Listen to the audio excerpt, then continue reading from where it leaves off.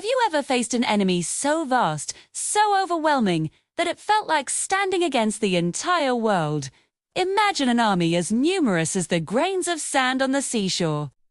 A coalition of kings with their finest warriors, horses and chariots, all united for one purpose: your complete destruction. This isn't a fantasy epic. This was the reality for Joshua and the people of Israel. The news spread like wildfire across the northern lands.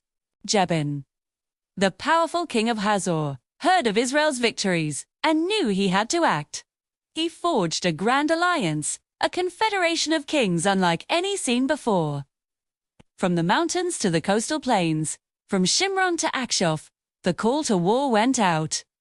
Kings from the east and west, Canaanites, Amorites, Hittites, Perizzites, Jebusites, and Hivites, they all answered. Their banners filled the horizon as they marched, a river of steel and bronze, their destination, the waters of Meram. Their goal was simple: to crush Israel once and for all. Imagine the sight. An endless sea of tents, the neighing of thousands of horses, the glint of sunlight on countless chariots. It was a spectacle of military might designed to inspire terror. Facing this colossal force was Joshua and his army, vastly outnumbered. From a human perspective, the situation was hopeless. How could they possibly stand against such odds? The air was thick with tension. The fate of a nation hanging in the balance. But in this moment of overwhelming fear, Joshua looked not to the size of the enemy, but to the promise of his God.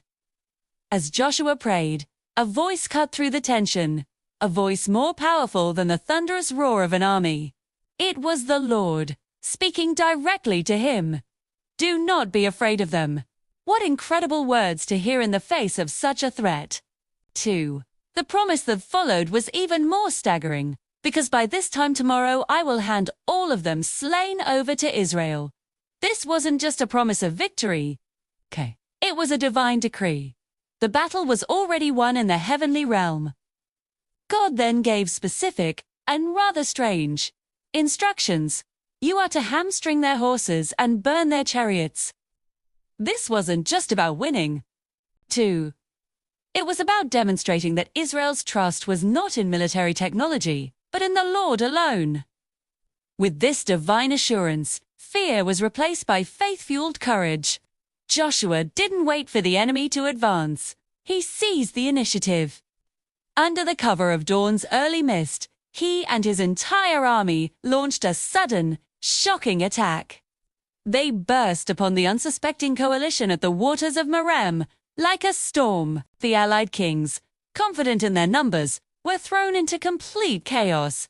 The element of surprise was devastating, but it was more than just a brilliant military tactic. The scripture tells us, the Lord gave them into the hand of Israel. This was God's battle. The Israelites fought with a strength not their own, a divine power surging through them. The great army shattered. The kings and their soldiers fled in terror. But there was no escape. The Israelites pursued them relentlessly, a testament to God's promise. They chased them north to Greater Sidon, west to Misrephath-Maim, and east into the valley of Mizpah. The pursuit was merciless and absolute, continuing until not a single survivor from the enemy's main force was left. Just as the Lord had commanded, Joshua's men captured the enemy's prized war machines. They hamstrung the horses, rendering them useless for battle, and set the magnificent chariots ablaze, sending plumes of smoke into the sky as a monument to God's power over human pride.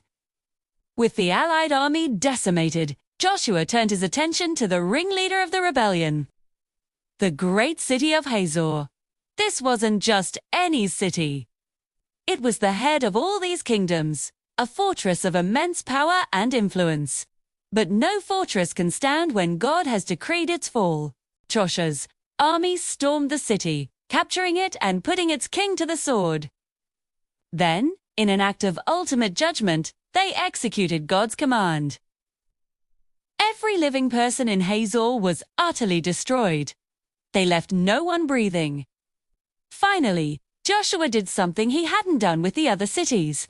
He burned Hazor to the ground, a fiery symbol that the head of the resistance had been severed forever. The campaign continued. Joshua systematically took all the royal cities and their kings, fulfilling the command given to Moses long ago. He completely destroyed their inhabitants, but there was a distinction. Most cities, built on their mounds or tells, were preserved. The Israelites were allowed to take their plunder and livestock. But the people themselves were subject to judgment. Only Hazor was reduced to ashes. This sweeping conquest was the fulfillment of a divine mandate passed from God to Moses, and then from Moses to Joshua. 2. And the Bible makes a powerful point. He left nothing undone of all that the Lord commanded Moses. Joshua's obedience was absolute, so Joshua took the entire land, a vast and varied territory, from the southern desert of the Negev to the hill country, from the western foothills to the mountains of Israel.